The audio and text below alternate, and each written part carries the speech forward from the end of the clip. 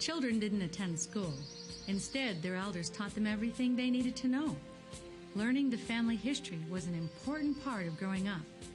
Parents and grandparents would teach the family history through storytelling. They told the children the story over and over until the child memorized it. One day, they would share the story with their own children. Northwest culture reflected their history and the land around them. Totem poles stood outside every home and were important to the families. The large wood poles were carved to show humans, animals, and other creatures. Red, black, and white paint decorated these figures. Some stood 80 feet tall. The carvings and paint told a story about the family living inside.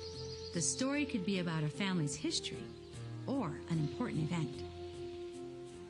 But life for Northwest Native Americans changed after the American Revolutionary War. Europeans started trading sea otter fur with the Northwest nations. At first, the fur trade was profitable for Europeans and the Native Americans. But after a while, the Europeans wanted more than sea otter fur. They wanted their land too. They started taking over villages. Lumber companies moved in and chopped down the forests. Fish canning factories were built. The native people lost their land and their hunting and fishing grounds. The Europeans carried diseases like smallpox, measles, and the flu. Since the Native Americans had no immunity, thousands got sick and died. Entire families and nations were wiped out. Surviving children didn't have anyone to teach them the family customs and traditions. Much of the Northwest culture was lost. It's important to know and understand the fascinating history of the Native American people.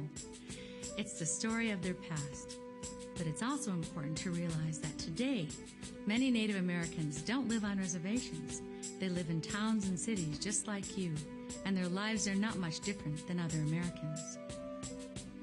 What truly is important is that Native American people preserve their customs, culture, and spirituality, just like other American families preserve the customs and cultures passed down from their parents and grandparents. And even though the lifestyle of today's Native Americans has changed, they know the value of teaching the truth of their ancestors, the first Americans.